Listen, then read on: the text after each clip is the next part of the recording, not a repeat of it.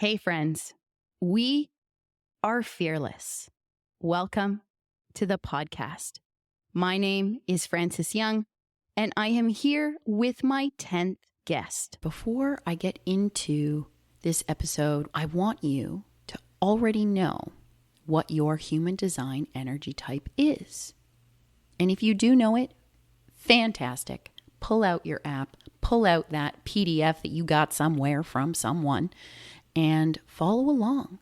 See if what we're saying resonates with you. How do I better understand this part of my graph that looks like it's calculus or something that just doesn't make sense to you?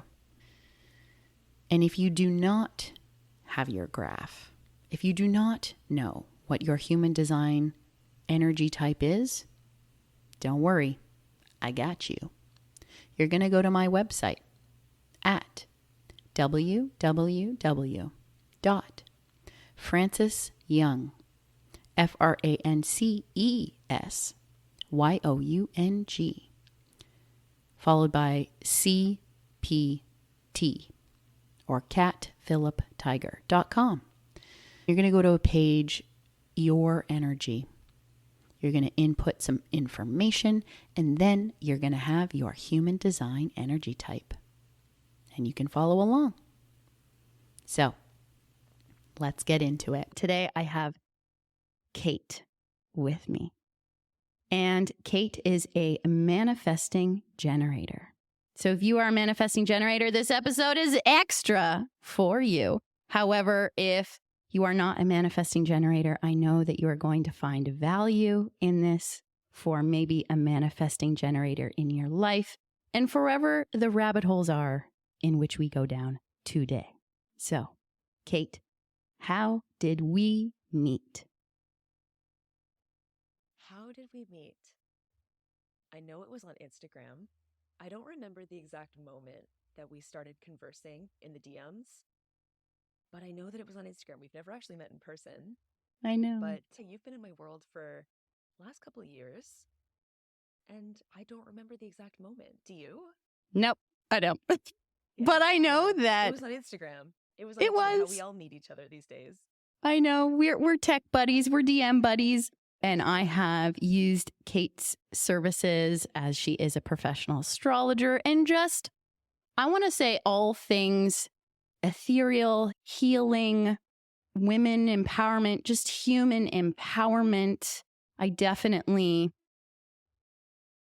for as long as now being connected, I resonate with the way that you speak. It's very real, but also very, let's have a moment of magic at the same time. Thank you so much for saying that. I appreciate it. You're welcome. Which is definitely, it's my vibe for the people I follow, the astrologers, and just the way in which I think about energy. I'm so excited to converse with you live because we haven't even done that yet. I know, it's a first. I love it. It's so funny also that the compliment when people tell me I'm real, it's such a lovely compliment, but it's also so weird that we live in a world where it's a rare thing to find someone who seems real. Isn't that so strange? Yes, because we're all in our own little virtual reality, which I think I'm realizing now as you say that out loud. We're all know that how we think in our brains is the world is coming down in our own reality each day of whatever our experience is, so that we engage with these real humans that we know that are all having their own reality as well, that we, regardless if we've met them in person, it's like, oh my God, you're going through the same experience. Oh my God, let's talk. The realness gets more real, right? Totally. Oh my gosh, totally. So the best part about today, sorry, Kait, to talk over you for a second, is that Kait, as I mentioned, is a manifesting generator. We haven't talked about human design together yet, but we both know about each other's work and the passions that we have. So I've asked you today because, one, respect your work, love your work, and two, I know that we're going to go down some deep rabbit holes because we vibe on the same content. We have the same kind of ideas about life and the things that we both love, which are both intertwined. Getting to my point, I do not know Kait's 3 questions today that she's going to ask about her own human design graph And just so that if people are going to watch this online and or see a clip later, I always draw my guest's human design graph.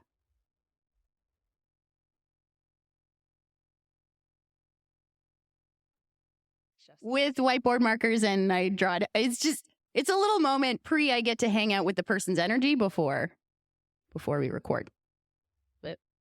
So I feel that way about astrology. I feel that way about birth charts. I'm like, I know you on a soul level. But yeah, not you a human do. ego level. Yeah. That's awesome. See, already goodness. Kate, question 1. Let's dive in. Rack my brain. Let's dive in. Mm-hmm. Okay, my first question to you is, it's a 2-part question. Yes. Part 1 Mm-hmm. is, how do I be a good boss to myself? I am self-employed, and I'm always thinking about being a good boss to myself and what that means to me in different seasons of my life. How do I be a good boss to myself? How can I use my human design chart to help inform my own directorship of my life? Of yourself, not of how you become a good business person to your client. This is yourself. Big. Okay. Wow. Sweet. Yeah, I got 2 things. 1, because I haven't spoken about this as a particular on the podcast yet as an idea. And then 2, we'll go all ham on sacral and the particular things about your manifesting generator graph. So, have you heard of the term yet? Quad right. No. Fantastic. So, Kate is what we call a quad right. And her question, I'll reiterate and then go into explaining what quad right means, is that Kate wants to be a good boss to herself. How does she allow, through understanding her design and what being a quad right means, that she can flow with her work? As being an entrepreneur as well myself, I've always been one. Kate, have you always been one or no? No. Past 5 years I've been full-time in my business. Yeah. Amazing. Yeah. Yo, once you make it past the 5 years, it seems like we're in it, right? Fuck yeah, bud. Fuck yeah. Oh, yes, you just said that. Oh, fuck yeah, bud. I'm totally leaving that in. So, a quad right refers to the 4 arrows that are at the top of your design graph, Kate. They are called the 4 transformations. What the quad right means is just that all 4 are pointed to the right. And that's actually, in air quotes, quite rare. There's usually, when you look at someone's human design graph, and for anybody that's looking at theirs, look at those arrows, see which direction. They're either going to point left or right, not up, down. Just so everyone knows, left or right. If they're all pointed in one direction, quad right, or then quad left, all 4 are going to the left. And a quad right, now we get to draw an even new paradigm, energy shifting. As a whole, entrepreneurs are the ones that set their schedule. Regardless of, even if they have self-contracted work or other things going on. And this, for being an entrepreneur, once you get into the world, is sometimes like, I thought this would be freeing. And then you're like, oh yeah, I work all the time. I never stop. Quite literally. Yeah. For not yet being in person with you, I definitely, oh my goodness, Kate produces so much content. This is how I view it. So much content. She's got a new course. There's one every month. Yeah, but you're the manifesting generator. So you can create all this content. Once it comes, you're like, yes, I can do it so fast. Does that resonate? Yeah. Yes. Oh God. I am such a manifesting generator. I am very self-generated. I'm very self-motivated. But I always want to make sure that I'm making the right decisions and not just creating to create, but also to do it in a way that is actually good for my business in the long term. Yeah. And strategy and all these things. They use the word strategy. So coming in with this quad right, the more arrows that we have out of the 4 at the top that are pointed in one particular direction, our body as a whole, because human design is describing how the energy in our body is flowing, wants to operate more in the direction of that arrow. So with 4 pointing to the right, what a right arrow means as a whole is that there is kind of no structure or strategy whatsoever. It just throws it all on its head. That's actually how your body wants to operate through how it creates. When it wants to wake up, when it wants to go to bed, how it wants to eat. To the right means there isn't necessarily a structure, or it's always going to be at 9, 12, and 5 as to when you're going to be doing things. So to relate it to the first part of your question, being a good boss, if today's the day where I only create, but yet I had prior commitments, but I'm tapping into this moment of creativity. Maybe it is going to be a day where you cancel something because this is the moment where the quad right's like, I have to do this. And if I don't, then I don't know what else to do with my life, kind of feeling. Can you resonate with that? Oh, God, yeah. Oh, God, yeah. I love when plans are canceled. I love it. Like, even when I'm looking forward to hanging out with someone, like, I still even, when it's canceled, I'm like, oh, man, I was just given a gift to create. I don't know what it is. And maybe that's a really weird thing. No, I'm generally very unstructured. Yeah. I'm in the same boat now. And I have 3 of my 4 arrows pointing to the right. So I can resonate with you on this one. For the majority, my energy wants to be more sporadic or more, this is when you're doing this thing. And my brain, our conditioning, the way in which even I was having a moment with this new connection last week. And this seems to be an interesting theme going around that I see in different worlds, whether it's in the fitness world or it's in whatever world I'm talking to somebody about. Mm-hmm. Do you remember, maybe it's 2016, 2017, a few years ago, pre-COVID. What's pre-COVID? But I remember this. When there was like a moment when morning routine and the way in which people spoke about their morning routine in order to be productive, especially on the entrepreneurial front, was like, let's get up at 5 a.m. Let's train a client. Let's do this. Let's do all of the things in order to set our body right. Then we'll do the work. Yeah. There was a whole moment. Yeah. And I feel like it's still happening. It's still happening. And then I saw last week in 2 places, whether it was like on a podcast title of somebody actually in the CrossFit world that has been in it for a long time that I follow. And then somewhere else, it was like, fuck the morning routine.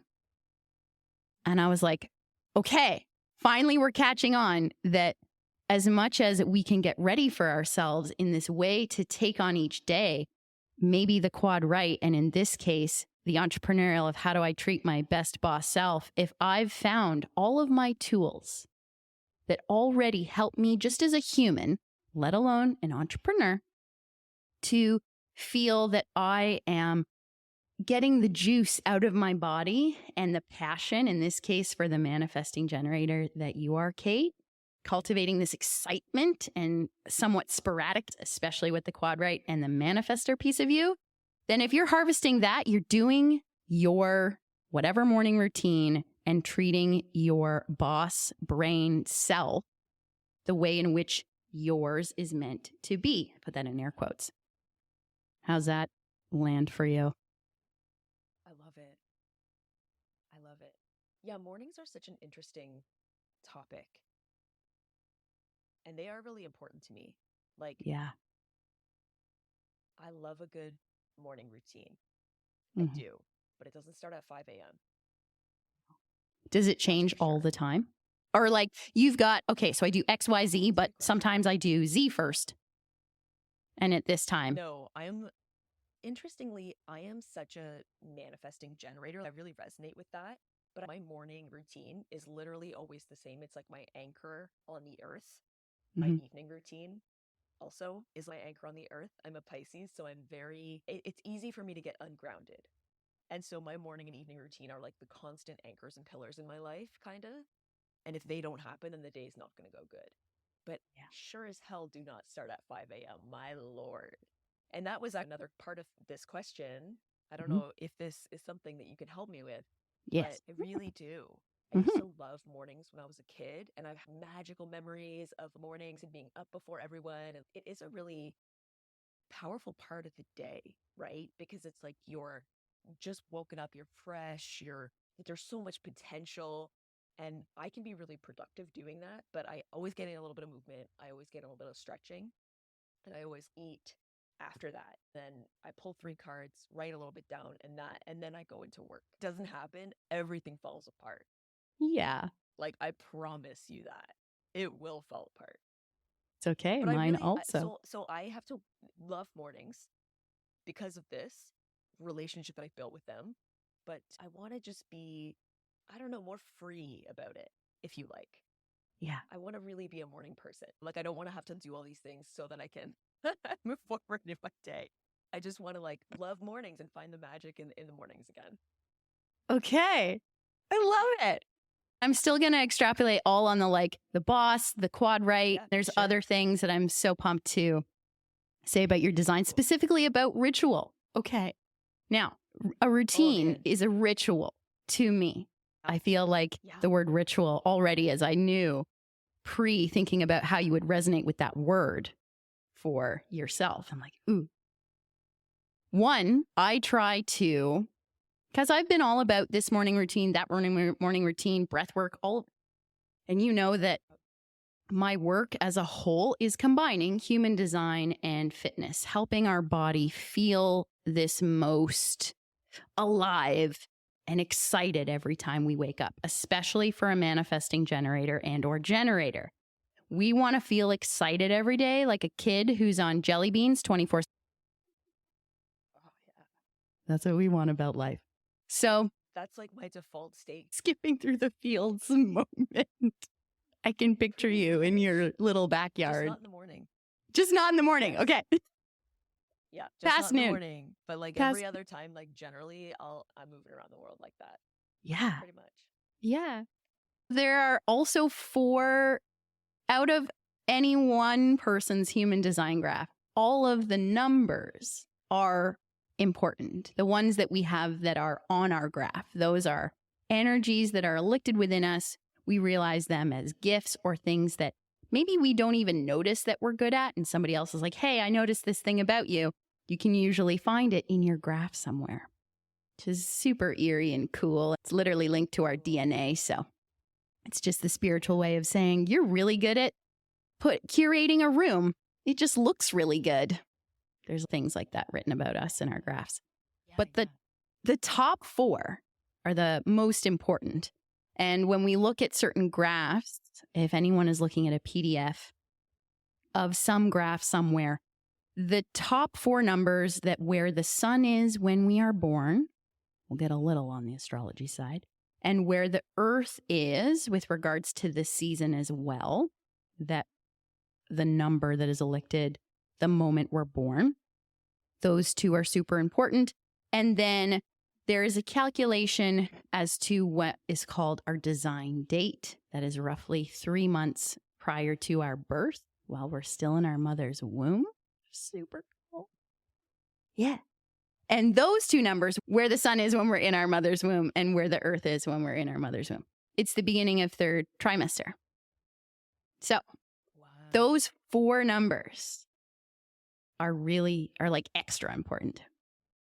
Kait, you happen to have the one that is called ritual. I'm not kidding. Wow. Yeah. So on your human design graph, I'm going to look at one of my places that I have your graph with us. So the top 4, this is my homework for you. Top 4. Okay. Unless I talk about all of them, because maybe I will. Are 63 and 64. Yeah. Okay. And then 5 and 35. And 5 is literally called ritual, or the desire to have ritual in certain ways. So this energy, the 5 is from your unconscious or when you were still in your mother's womb. That is affected more to your body. So finding your ritualistic body routines, whether it's in the morning, whether it's in the evening, how you talk about ritual. The cool thing about just any of our numbers, any of what our energy is trying to express, is that it doesn't matter where and how we are expressing them, whether you are creating a new program that's talking all about ritual for work, or how you're looking after your own body in a ritualistic way, how you always have a ritual of doing this on a new moon, how you always have a ritual. Sky's the limit. Yeah. Then the energy within you feels more you, and more things about ritual that come about and out of you in the way that it's designed, let's use that word, will come out of you. So if there's something within your energy now that's like, I want to be more of this morning person, but I'm doing my routine at my time because I've got these 4 arrows pointing to the right, I feel like you're already someone who, as much as wherever it is, or we have certain conditioning from somebody saying something to us that's in the freaking grocery store about how humans operate, right? This goes in one ear and out the other. That one doesn't pertain to me, but I also don't have to give my opinion about it. And I walk on by. Kind of moment. I love that you have 5. Now, this is a question. Do you find that sometimes your rituals feel, in air quotes, extreme, or that this looks very left of center to what, you're really off on doing your own beat? That's a really great question. The answer is totally yes. I'm a very extreme person. I do find when I'm doing something, I'm like doing it to the max. If I'm working with a new moon or something, like I'm gonna be fully focused on the ritual and the intentions that I'm setting. So I guess there is like definitely an element of like extremes that I tend to need. Like I'm a very passionate person, so I tend to crave visceral experiences, I guess. Yeah. I would say that one. I always ask the extreme piece about with 5 for one, a manifesting generator, because you guys are this unboxed, never been lived before energy that's doing it your way. Yeah. And I also ask that question because this will also be a cool nerdy part. I'm going to hold it up. Is not connected to another piece of your graph. And that's not a bad thing. I just want you to visually see it. Down here.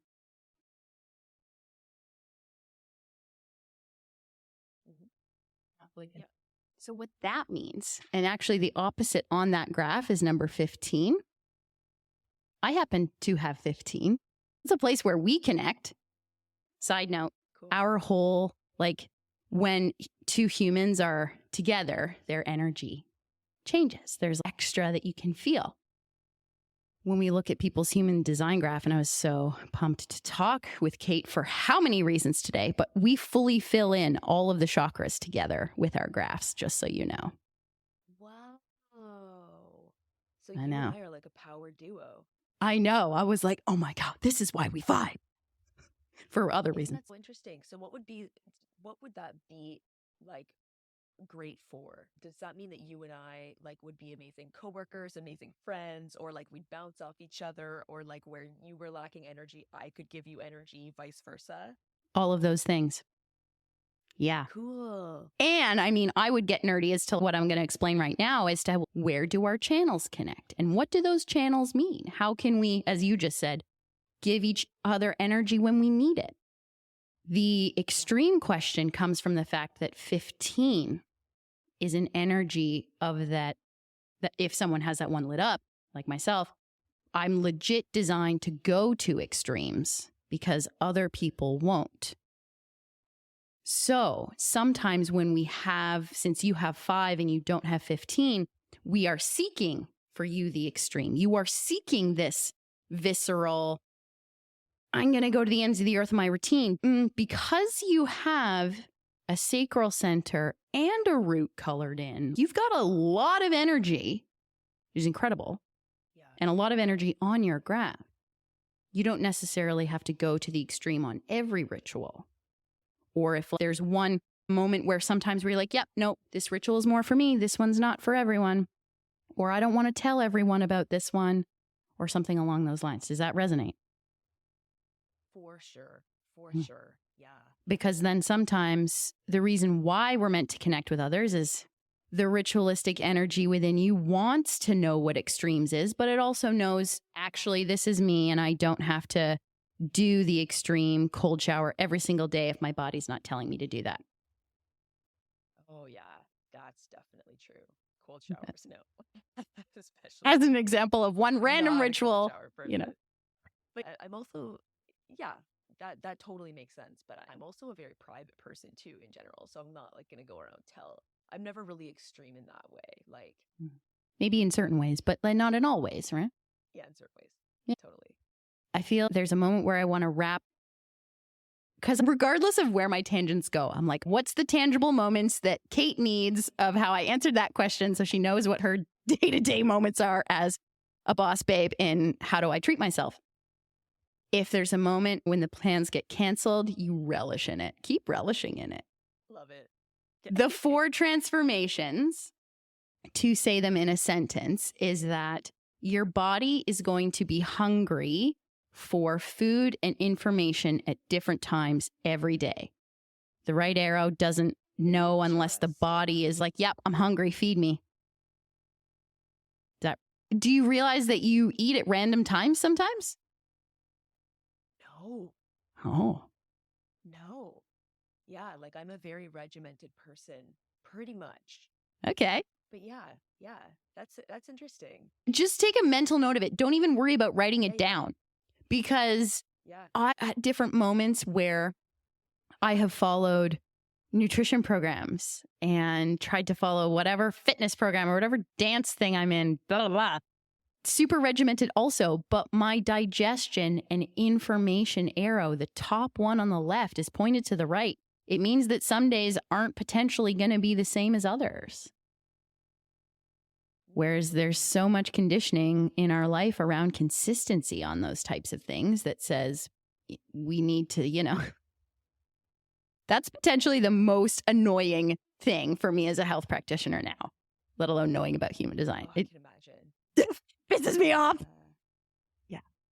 Isn't that interesting? I guess I do physically feel very different every day. There will be, like my physical body feels very different every day. That's it. Yo. Yeah. Sorry, keep going on that riff. But I'm still structured and regimented, but my body's like, today we're not doing this. And today we are doing this. It's very unpredictable. Then that is your true moment of you describing those 4 arrows pointed to the right for you. And if there's any moment where your brain, entrepreneurial brain of what it means to be an entrepreneur in 2024, we have no idea what it's going to mean to be an entrepreneur in another 2 years. Because if more humans such as ourselves are operating in our design way, which isn't really a thing yet for the vast majority of a population, it's going to take a while. My energy is like tapping its foot, being like, let's go, guys. Come on. Let's hop on the train. There's a lot of people that are on it, but we all want you on it. Is that there's now going to be this new revolution of 3 right and quads right being like, I'm not going to work for, 2 days out of my week, and then I'm going to crush 10, and then I'm not going to work for 2, but yet I am still leading the way in my field. Whatever that field is. Oh, isn't that so interesting? The entrepreneur life is very different for everyone. So different. The second arrow below the first one on the left is all about your environment. pointed to the right, it's okay if some days, yes, you're still going to be moving and say doing that morning movement or whatever is your movement routine that feels like my body just needs something to move its lymph, feel strong, all of those things. Is that it's also okay if in certain environments you are the fly on the wall. Your genius is going to sometimes get drawn out of you when you're just looking around, taking it in. Do you feel like the fly on the wall sometimes? That's a really good question.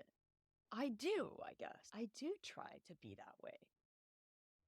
It's okay if it doesn't happen all the time because we're in different environments consistently.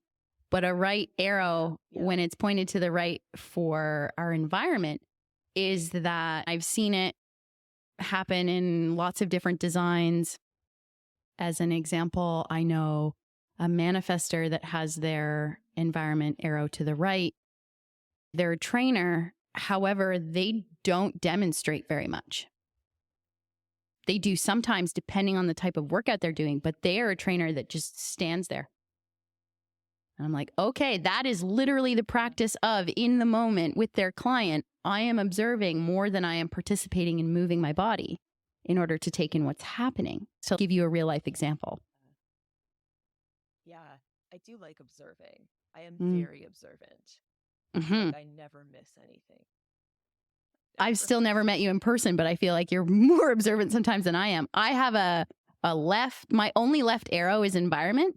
So as an example too, I always stand when I record my podcasts because my body wants to do you? I've never recorded sitting down. I just don't want to. There's something about how my energy wants to, yes, but I just don't sit down. It's not to say in this moment that sitting down as an example for yourself, Kait, is where you're supposed to be because you're the right arrow. But I notice things now as to when I'm in an environment, sometimes I will feel more myself if I feel like I can move. A right arrow sometimes is I want my cocoon sometimes. I want my moment of rest. Yeah, I'm kind of the same way. I love I record a lot standing up. Cool. I feel more, I can be more expressive in my body when I'm doing things standing up. Yeah. The bottom right arrow is called perspective. So in how your brain is taking information, what it's going to do is it's going to see something, but not necessarily need to act on it right away. There's going to be a moment where you're receiving information that's causing you to see it in a particular way, but it's not about you go get her in the moment once you see it. It's then also linked to the next arrow, which is still right, a motivation where your brain is given a cue that's also the universe is going to show you, your world is going to show you something, and then you're going to do something. Does that resonate? Yes. Yeah. Yes. 100%. 100%. It's also linked to responding and informing with your strategy, which we haven't spoken about yet, but those 4 arrows, I feel from the outside eye,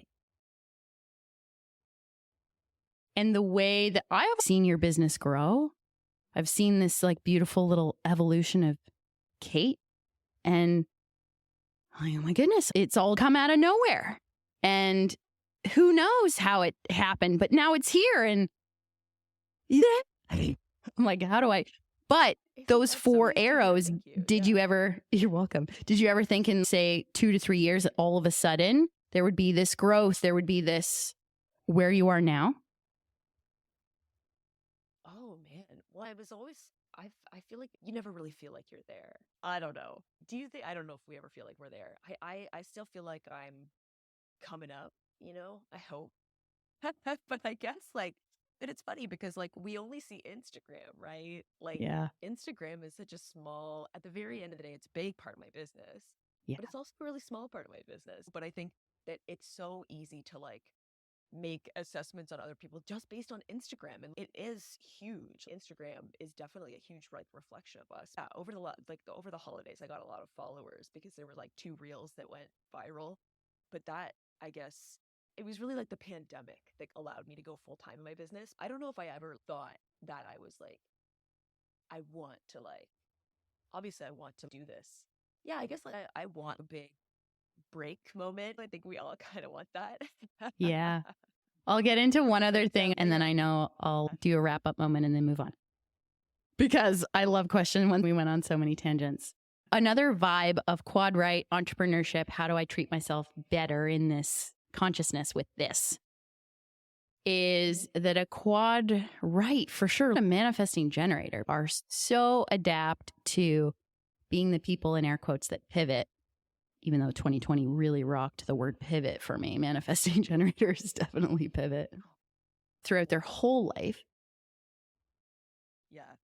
A quad right, if they're truly allowing themselves, even in an entrepreneurial mind frame, to listening to gut and emotional authority, because you have emotional authority, decision making of what is making my body excited, allowing myself to take time on the larger decisions to emotionally remember this is something that I really want to do, or this is something that made me really happy. That moving is always going to change in your day to day. Maybe food and when you're taking in information will change. How you're going to see things will change. Also, how money comes to us if we're a quad right sometimes feels like it's random. I have 3 out of my 4 to the right too. Like certain aspects of our life feel random. But if we're following strategy and authority, it somehow all makes sense in this weird way. Yeah. Yep. So I talked about 5. We talked about quad right. I know you resonated with all of it. Is there anything else to wrap up that question that now that Fran said this, I like want to know something about this, or should we move on? Yeah, it's interesting to think that money comes to me randomly because that's so true. Like my relationship with planning and my relationship with planning in general is very different, I think, than a lot of entrepreneurs. Everyone has a very different relationship with planning, but it's hard for me to plan. I will plan things to a T. I'll plan my whole month to a T. I'll be like, this will be this will be this, and then by the end of the month, this. And it'll never happen that way. Yeah. So I don't know. Yeah. I guess it's just a matter of riding the waves. Yes. Especially with being just riding the waves. The manifesting generator, quad right, riding the waves. And that it feels, I love how much that you also are like, I am the planner. I know another manifesting generator, quad right, they also are very particular to their routine. So it's such an interesting perspective when we think about how language tries to even put us into a box when we say quad right, you should be all over the place. No, don't have to. But it's okay if we feel like this happens in a random way, because I trust that if I'm listening to my energy, that's the only thing I have to trust. That's the ritual I have to trust. Yeah. Yes, exactly. Oh, exactly. My calendar is color coded. That's how much of a control freak on planning I am. Yeah. Oh, man. I'll screenshot it and send it to you later. I love do you have a wall calendar? Is it a big one? Oh, yeah. I even have a wall calendar out in front of me that I have human design gates written out on it when the new moon. Okay, let's hold it up for everybody so they can see. Do you follow the lunar cycles? Like sure the did. New full moon? I try. Nice. Damn, girl. Holy smokes. You're not lying. You're not playing around with that. I wrote it out yesterday. I was a little behind. See? Not quad right. Almost quad right. Yeah. So are you like a planner too? You're very structured? Yeah. I try of how, yes, the way that I've been conditioned in certain ways, but I do love my body. Yeah. It wants to move throughout the day. It wants to interact with people. It wants to engage with the world. So if I pre-see that on my calendar, it's actually something that makes me excited. I feel like I'm learning about myself here in this moment as to why I still like it sometimes. But I really early on in my personal... Sorry, you go. You're an Aries moon, right? Yes. Yeah. Yeah. So you're an Aries moon, so like very physical in your body. That's how you want to express. That's how you're going to be able to express yourself truly and authentically, right? Oh man, once we've been tapping into that Aries moon, Kait, everything's changed. Now that I'm starting to understand that a little more, just a smidgen of it, I get it, sort of. How was April 9th for you? We had a total solar eclipse in Aries, right on your moon. What happened? I know. I have to know. I cannot not ask you this. I love that you're asking me this. For me, being so anti certain things right now, because I'm trying to really like, if all of culture is about something, I'm trying to see if I'm supposed to be about that thing too, regardless of what it is. And of course, anything to do with astrology or anything like that, I'm really checking on myself. So I almost didn't want to go watch it. I was like, nah. Even though we were in direct line of totality, which is super cool. Being here for myself, I'm in Toronto. And where are you again? Brantford. Yeah, amazing. So you're close. Yeah, just outside Yeah. Toronto. Yeah. So I had a massage that day, actually. It was a day where I was legit taking the majority of the day off. So I knew I was looking after my energy that day, regardless of what I was going to end up doing. Yes. And my massage therapist was like, I want you to go be by water today, regardless of like her talking about the eclipse. And I was like, okay, I'll take a bath tonight. She's like, no, go to the lake. I'm like, I'll listen to you. That's great. So I was like, oh, the timing was working out perfectly that I was going to be down at the lake while the eclipse was going on. And I was like, wow, okay, we'll go see what happens. So I got down to the lake and I didn't have glasses. So I was like, fuck it. Slash was against it from the beginning. I'm not going to go into this. I was down there for about an hour beforehand. And people were starting to gather, but it was pretty chill. I was right downtown Toronto, if anybody knows Toronto, at the Harbourfront Centre. There's beautiful seating and just there's lots of things to do down there. Restaurants, etc. Yeah. I'm chilling right at the lake. I did actually feel a lot calmer. I was like, oh yeah, okay, probably needed this. So the hour before it started, once it like did start before totality, was at 3:18 p.m. Eastern Standard Time. I started to see it start to go at about 2:20. And because it was cloudy in downtown Toronto, you could actually watch it without glasses. Now, probably wasn't supposed to be doing that, but as clouds were moving, you could start to see it, it was really cool. I hadn't taken time in my life to see something like that happen yet, even though I know that it has happened since I've been alive, just not one like that before. Yeah. So when it hit totality, downtown Toronto looked like it was in the apocalypse because the sky was dark. It looked like it was about to rain. It was super scary. I moved away from the lake and I was huddled with some people around Union Station. We were all looking up at the CN Tower, and CN Tower was in like lit up in colors. It was cool. But at totality, I didn't see it. I was worried about commuting traffic. Then I got on the subway, got close to home, got out, and I was seeing the end of it, which feels right for me. That feels cool. So, long story short, that was my day eclipse experience. But usually for some sort of large astrological event that affects me, my Aries moon is at 6 degrees. Do you remember the degrees of it happening? I don't remember. The eclipse? Yeah. What degree it was at? I want to say 18. I want to say 18 degrees. Yeah. I don't know for sure. Yeah. I know it wasn't like I've been noticing over the past few years of tapping into my astrological knowledge, doing more courses, and just speaking more openly about it. I always notice how my body gets affected afterwards. It's usually not before. So all of April felt like another rebirth again. Yeah. Long story short. And honestly, totally. I'm so happy it's Taurus season. Are you? And after what it felt like it was finally bringing to fruition for me was also to say of where it is. It's in my 10th house of career. So my career has been re-evolving since 2019, my career has been re-evolving. And it has been a lot.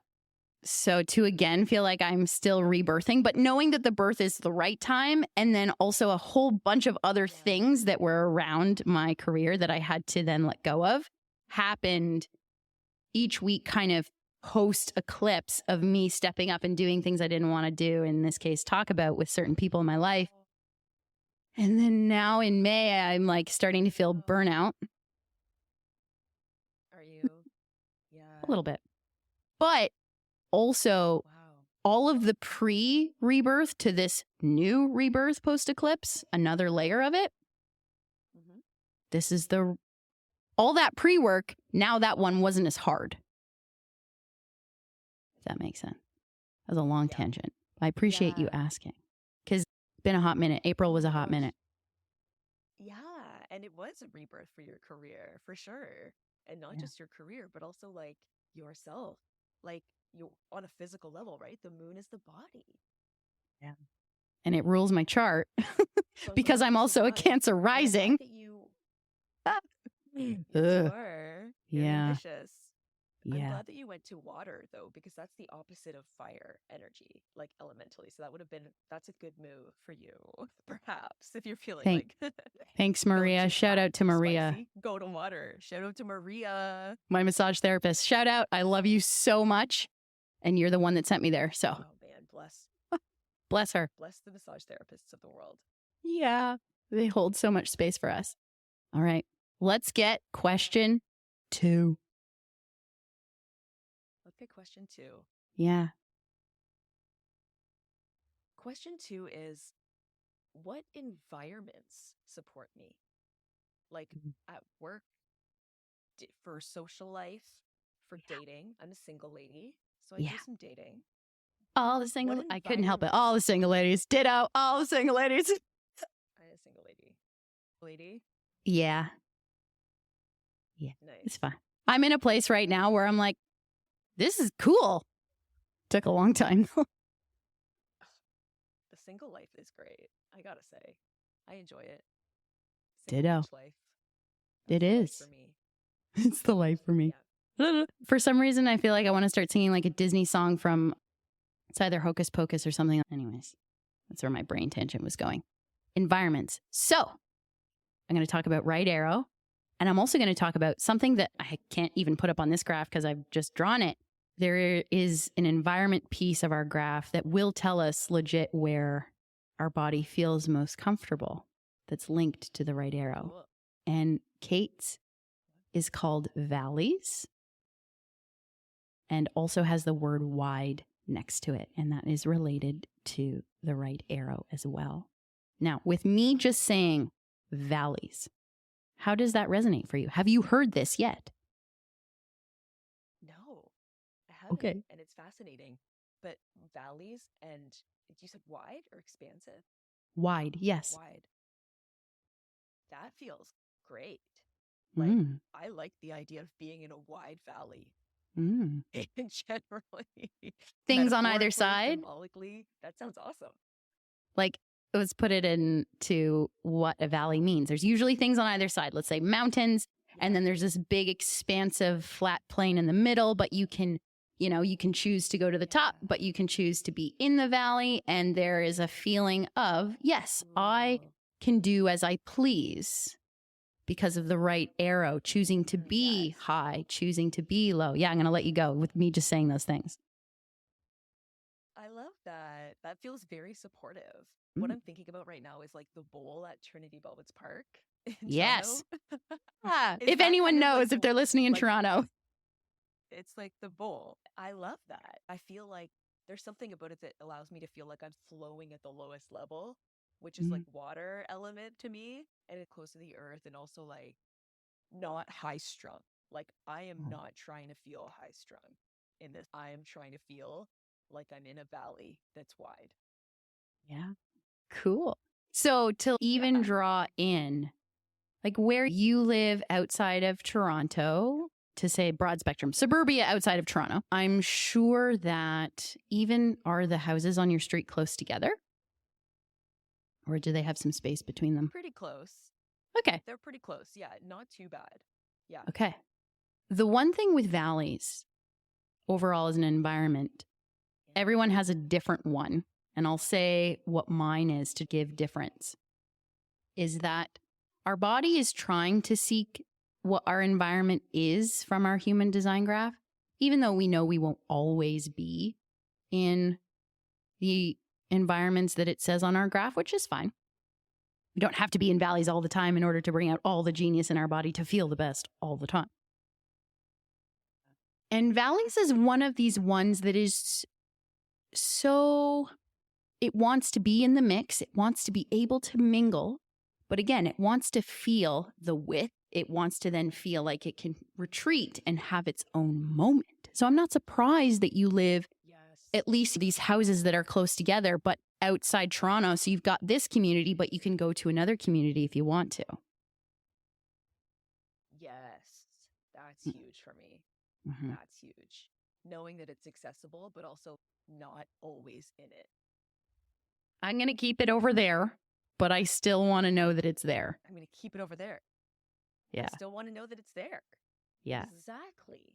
Anybody that I know that has valleys is very much, they're okay with, put it even to height, in that I'm okay with, I want to be grounded. And then I'm okay if I'm climbing a mountain or I'm in an apartment building for a day for work, whatever, because they want this variance and they want to feel like they're mixing and mingling. I do. Yep. I want to feel like I'm mixing and mingling, just not all the time. Yeah. Like I love a good mix and mingle. Mix and mingle.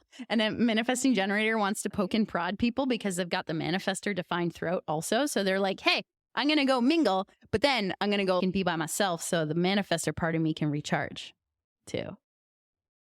Yes. Oh, yeah. For sure. I know one thing that you do for your business as well is retreats or these day events where you're like super engaged with doing whatever modalities of things with other people that you want to interact with or other collaborators. Perfect valleys moment of having this day is a lot going on. Maybe we're in a confined space, but then, yep, I have my space afterwards. Question, is your house all one level or do you have multiple levels? It's all one level, but I do have a basement. Okay, cool. I asked that more for like, in your house, does it change levels or things like that? Sometimes it doesn't, but this is how, as a reader, I try to think to myself, how does different parts of a valley environment affect different parts of their day and where their body is going to feel best? Do they want to sleep in a bunk bed, but their house is all one level? To give that as an example. Wow. And that's not to say you need to go get a bunk bed because your house is all on one level, but this is what goes in my brain to want a bunk bed. Yeah. When I was a kid, I was like, I am not. It's funny. I like wanted to sleep on the top bunk. Now I'm like horrified by the idea of sleeping on a top bunk. Like I'm horrified. Random how I brought that out. But I was on vacation at cottages and stuff that had bunk beds. It's so funny, like the symbolism of languages like these, like with human design and astrology, like it is a language. All these like symbolic tangents can be really meaningful. So meaningful. Right? And the interesting part is that on a day-to-day level, where our house is, those types of things, we don't have to get super nerdy about our environment for it to be exactly what our design says again, because we're going to flow in and out of what that means. So to describe mine is what is called shores. And shores, depending if you have the left or the right arrow, is my body likes to be in one environment, but see another one. So like a shore of being on land and seeing ocean, that is how my body feels, its most self in control. My arrow is pointed to the left, so my environment wants to bring movement out of me. I have always loved the window seat on an airplane because I'm on the airplane and I can see out the window. As an example. Cool. For myself, this was so interesting. A couple of years ago, I was living real downtown Toronto, the thick of it, really close to Yonge and Dundas Square. We were giving it a shot. Oh, damn. Yeah. Damn. If anybody's looking at my face, it's cringe for me, but I did it. I went down that rabbit hole because I had to try it. the thing that I realized as being a shores environment, and at that time I found out about human design while I was living in that environment. The thing I kept saying was that I couldn't see the sky. And I just, because of the buildings in that part of the city, now I'm a country girl, but I don't mind being in parts of the city at one time. But because the buildings were so high and I didn't have a full grasp of the sky, that was my moment of shores that I couldn't access. I felt too closed in the condo that I was living in. So that's how my body continued to tell me, get out of that environment. As an example of that, it will slowly take us time if we are living in one place, as an example, to where you live and trying to find what is the type of environments that your body is going to like and to harvest. That was not the correct living environment. But was I still going on trips or accessing nature? I also have shores natural. There is a shores artificial. If I had a shores artificial, maybe it would have been okay, because shores artificial is a little bit more enjoying of an office building, but being able to see outside. Yo. Totally. So interesting. Yeah, you definitely can't see the sky in Toronto. That would be challenging for you. Especially at Yonge and Dundas vibes. Now I currently live at DuPont and Symington. Yo, I can see the sky. Okay, yeah. It's better. Nice. It's better. Very good. And usually a shores person, if you live in a city, people love to live at the outskirts of a city if they have a shores environment, because they can access out and they can get in. The two types of places. So for you, Kait, thinking about and noticing what it feels like to change your levels, to come in and out of engagement, and I'll draw in emotional authority to this. I haven't gone down that rabbit hole for you yet too much. Authority in human design is how we make decisions. And for a manifesting generator, you've got sacral center, defined energy. Yes, no questions work really well for us. If someone asks me an open-ended question, I dislike it. And then you've got this emotional authority, this sometimes on bigger decisions. And I feel like this resonates for you a lot. Does it resonate that sometimes, like emotionally, if you're not ready, I just can't decide? Oh, yeah, for sure. And you have a Virgo moon. I also looked up your astrology chart ahead of time. You have a Virgo moon?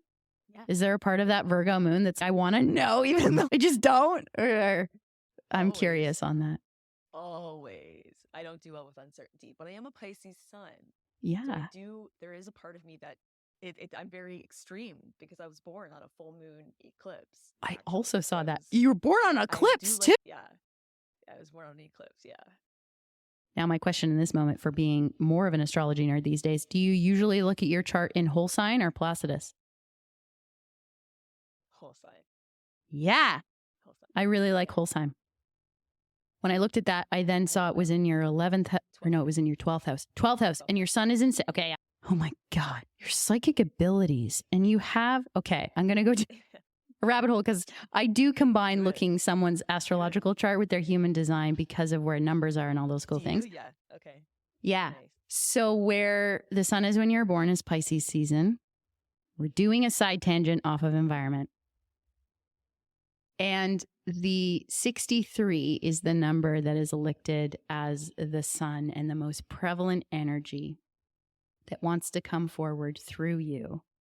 And 64 is the Virgoan energy, the opposite to Pisces, number 64. I happen to have 64. 63, the energy of that is somebody that is really, they're skeptical, but asking the questions on purpose as to why is this thing this way? They're the healthy dose of why is this the way that this thing is? Piscean as a whole. Yeah. Mm-hmm. Why is this the way that it is? That's the question. That's the question. Then the Virgoan energy, very much then linked to your moon with this earth placement, is 64 as to where the earth was the moment that you were born and what degree it was at, giving you the energy of 64. 64 is the last one. I love the combination of when someone has the 63 and 64, because 64 is called the energy of conclusion. It's an ending, but the beginning. Really loving to question, to find beginnings and endings. Wow. And if that doesn't describe Kait for how I know Kait, I'm like, that's beautiful. It is beautiful. That is so beautiful. Interesting. Right? And in your day-to-day work, helping people navigate day-to-day in 6th house, I'm like, this is why she does what she does. Yeah. Oh, yeah. My sun is in the 6th house. My north node is in the 6th house. My south node is on my moon in the 12th house. So, yeah, I am a priestess of darkness. Yeah. But in the best way. In the best way. Yeah, thank you. I had another side tangent, and we'll see. You're welcome. I always go off in my brain and look off to the side of, do I want to do that tangent? Don't forget to ask me about ego, because I feel like it's very important to your design. At least the way that I look at your design. So, do you now have a different perspective on types of environments that you're like, these are the types of environments I should look for my energy? I love that. Thank you for that. You're welcome. There's one thing I will actually check when you are in that environment that feels the best for you, this valley, expansive place with people or then retreating. There is always two, and if we've been eating in a way that is in accordance with what our body is telling us it wants to take in, information and food-wise, there's two things that can happen. One is that our body has this 6th sense on steroids with regards to human design. We actually have the same one, and somebody will begin to, let's put it in air quotes, see things or gifts in the way in which they are giving to the world will start to resonate more with people. And this one I feel like will be so interestingly reassuring for yourself. You have what is called inner vision as your 6th sense. And your ability to dream, your ability to have vision, but being in a mind place for you that is not necessarily always stuck in reality of what's in front of it is drawing out genius from your system. Does that resonate for like, I just see things and just know things because you've got this inner vision going on? Yeah. Definitely. Inner vision for sure. There's also another one as well for you that when you are in those environments that are also bringing the best out of your energy, how you physically touch what is in your environment as well as others is a very strong quality that you know how to physically interact, how to speak to somebody. This is the way that I'm going to work with this person. Does that resonate also? Yes, very much so. Love it. You get to take the nuggets of, okay, if I'm eating and if I'm in the right environments, touch and I see things better. Yeah. You get to dream up the reality for us and tactile. Yeah, and give it to us. Yeah. I also really want to come be in your fun magic barn that you set up every summer. Just so you know, I've always looked at that and been like, that's awesome. Just so you know. Thank you so much. That's so sweet. I do love the shed, the shed, witch shed. It's so great. Yeah. Okay, question 3. Question 3. I think we've actually covered them all because What? I combined 2 and 1. Okay. What was your third question? And then we'll maybe go on a riff and then go ego. How do I deal with overwhelm? Oh. How does my human design chart help me with that? Okay. Yeah. We've covered our moments of talking about environment, the right arrows, and just going with the flow. This was exciting for me to think that we might get there. You have only 2 centers in your entire body graph that are open. And an open center in our human design graph, I say it every episode. People are going to know this about me. human design, I think, is that I say that they're a sponge. And a white center is designed to be white on purpose. It wants to soak in whatever is around it. So with regards to overwhelm and your system, Kait, do you sometimes find that one, inspiration, which is the crown, top center, and two, opinions, and maybe the way that your consciousness speaks to you is out of control? Yes. Yeah. Out of control. Out of control. And so your crown, So top two interesting. triangles, crown, the upright one, and the upside down triangle below it is the ajna. And those are the two white centers for you. So they're soaking in the world's inspiration. It's also soaking in a lot of pressure. Do you happen to get headaches? Different for everybody, but I do check in for headaches. Okay. Sometimes it is a thing with open crown. Yes. That is like my thing. That's my thing. I won't ever get sick. I never got COVID. I'll never get sick. I get headaches. I get migraines and headaches. That's it.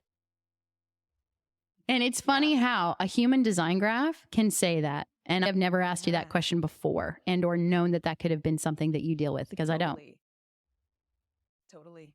Yeah, that's wild. Yeah, it's super wild. It is wild. I am not somebody that actually gets a lot of migraines. I have a defined crown and a defined ajna. So that's where I define for us to have all 9 centers because I have the top 2. Yeah. So dealing with overwhelm for yourself, I'm sure I can only imagine how it feels when the pressures change for weather for you with regards to 1, headaches, and 2, that overwhelming your system. I feel the weather. I can only imagine for open crown and open ajna, for that not being my reality. My body gets affected in other ways, overwhelm. That's definitely a place to continue to give yourself the compassion of, if today's a headache day, then okay, I don't have to, be so hard about dealing with this overwhelm of, oh my God, it's again. Yeah. Right. The opinion piece I'm going to put too specific of you being a manifesting generator. With regards to looking at it in the human design sense, our ajna is conceptual thought in opinion. When the center is white, it can sometimes feel in the world that we should have an opinion about everything and we should know what to say about it. That can be a narrative of somebody that has an open ajna and that they feel that they really need to give their opinion all the time. However, we also know that we don't have to as humans when we evolve and at certain moments have a level of awareness of, okay, if my energy's feeling like I don't need to share, I shouldn't share. However, though, with being a manifesting generator, you've got energy that's defined in your throat. So if it's like, I got to share, you're supposed to, because that energy is definitive within you, especially if it's a story. I'll bring in now 35, that last of the top 4. I also have 35. 35 is called Life's Information Keeper. And we love collecting stories, talking about them in different ways, regardless. I'm like, Kait is a storyteller for sure. So that being in your throat and you wanting to tell stories, and it doesn't have to be, when I tell stories about, yes, I know this energy type and this is the thing, I never use their name. It's just, this is how I collect information to then pass on. Are you someone, so saying not getting colds, do you ever notice you get issues with your throat at any moment or have had issues with throat in times in your life? Yeah. Sometimes. Yeah.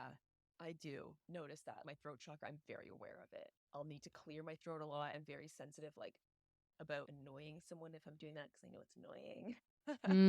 So I'm very aware of my throat chakra and talking, and it's an intention of mine to have an open throat chakra. Amazing.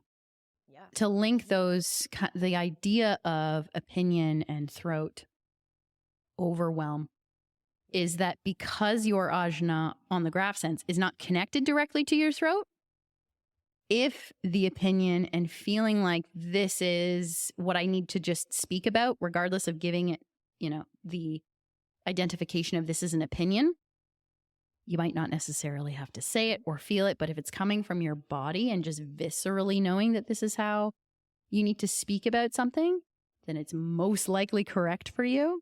But the overwhelm of opinion and just how your brain may speak to itself in its consciousness of which opinion should I say or what even my opinion on this subject, open ajna doesn't have to feel like I got to put it in now or say it in this way.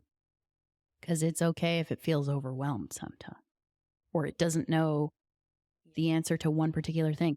An open center is also, as much as it gets inundated because of being the sponge, when a sponge is wrung out, it's dry.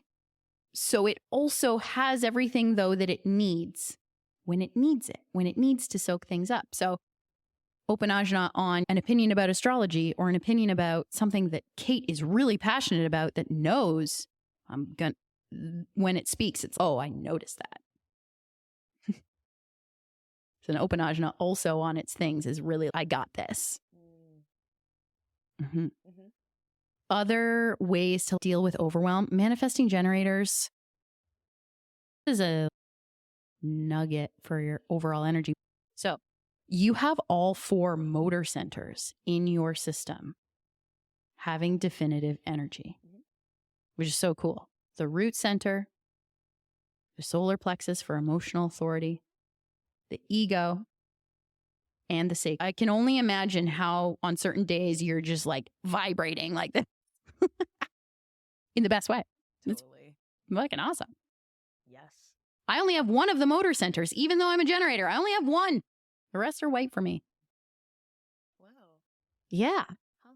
You define my whole bottom, which is super cool. You define my spleen, root, emotion, and ego. Wow. Yeah. This is really cool. Because those energies are definitive for you and your spleen is colored in, this is a question to see how you resonate with a certain amount of just energetic overwhelm. And you having a Pisces sun. I know you're a Libra rising. Very balanced approach to life. Yeah. When you're in, say, like an environment with lots of people, this is going to be my assumption, is that with being a manifesting generator, those guys, everybody can know where the manifesting generator is. Like they are a presence in a room, especially with big energy, such as yourself.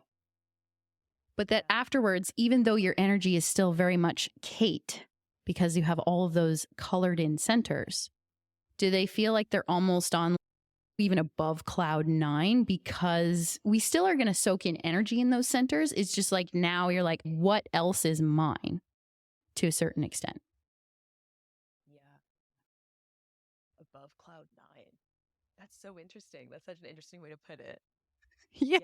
That one just came out of nowhere. I'm like, this is where I'm going with this. Yeah, that's interesting. I am a big energy, but like I'm soaking it all in all the time. Yeah. Yeah. I feel that. I love having the conversation with people about just what makes us empathic. When we relate it to human design, that even people with a lot of defined centers like yourself, you've got 7 out of 9. Yeah. You're still soaking stuff into your spleen. You're still soaking in fears. You're still feeling pressure in the root / really from the crown of your head because that one's open. Yeah. It's just that at the end of the day, you also really know what is yours separate from others because those centers are colored in. As much as you can still feel energetic overwhelm, you just really know what is yours when you wake up every day. This is me. Yeah. And for sure. That's awesome. Yeah. And tapping into that will more than you already do will definitely change the conversation about overwhelm for you. 63 and 64, the sun and the earth when you are born is in the crown. When you look back at a graph, you'd be like, oh, my most prevalent energy is supposed to soak in a lot of inspiration and a lot of pressure, which is interesting. Isn't that so interesting? That feels so like me. Yeah, it feels so me. I love ego in human design. One last tangent for Kait, because I did mention that I wanted to talk about ego. I just think it's a fun topic because there's so many things that we can talk about ego, whether it's the spiritual side of ego and getting into what it means, how it keeps us alive, how we need to relate to it, that it doesn't control us. But then in human design, the cool thing about ego is that when someone has it colored in, it's giving them motivation. It's giving them, I like to use the sentence, I want. And that have most of your life, when you know something that you want, Kait, you're like, yep. Yep. Cool. 100%. That's defined ego, hands down. For sure. Someone that has defined ego as well in the world, I think I've said it on a previous podcast, but everybody knows, is Tony Robbins. When we listen to that guy, there's so much drive. I want this. People love that. People love it, right? But for myself, I have a completely open ego. It's big energy. Sometimes I legit don't know what I want. And our world tells us that we should know what we want. It's so true. So it's this trippy moment for undefined egos. But for defined ego, you get to use the shit out of it. Which is awesome. I'm going to do that. Yeah. I'm inspired to do that now. That's why I really wanted to tell you. If you're like, I want this thing, because defined ego actually isn't as much of the population on a whole. So within the human design sense, there are more of us that have open ego, like 70% or something of the world that has open ego. So that's why when I see a defined ego person, I'm like, if you know what you want, ask for it. Do the thing. Tell people I want this, especially manifesting generators. It's a powerful piece of design for you. Cool. Yeah, I feel that way with my Venus and Aries too. Like when I want something, I'm like fully yes. Full body, yes. 100%. Yeah. Yeah. Yeah. Well, I don't think my moon is on your Venus, but another reason why I feel like we'll really converse well in person, because my emotional experience and in all things luscious and this is how I want when I want it, Kait and I are going to get along. Totally. Yeah. That Venus moon synastry conjunction. Sure. We rambled for a long ass. Did you think that it was going to be like this today? I want to hear in this short moment as we wrap up your experience. Oh, thank you so much. There's so many helpful nuggets to chew on. The language of human design doesn't come naturally to me, but whenever I talk to someone about it, there's always some key things that I take away. So I'm going to go for a walk after this and digest, because I feel like there's always something that just is so helpful that I can take away. There's so much that I'm taking away from this, like already I know. So thank you. You're most welcome. The language of human design is insane. Yeah. Talking about that language is just astrology. Astrology scares me more than human design, just so you know. It's too big of a rabbit hole. But then human design is also the biggest rabbit hole on the planet. My goal is to make it feel so tangible like this, that you walk away, as you just said, with nuggets. Yeah. And they all resonated, but then you'll forget one, and then you're going to remember one a month from now and be like, oh, I get it. It's so true. That's how it works, right? Yeah, I love it. And so, to wrap it all up for the day, here is a Fran frequency just for you.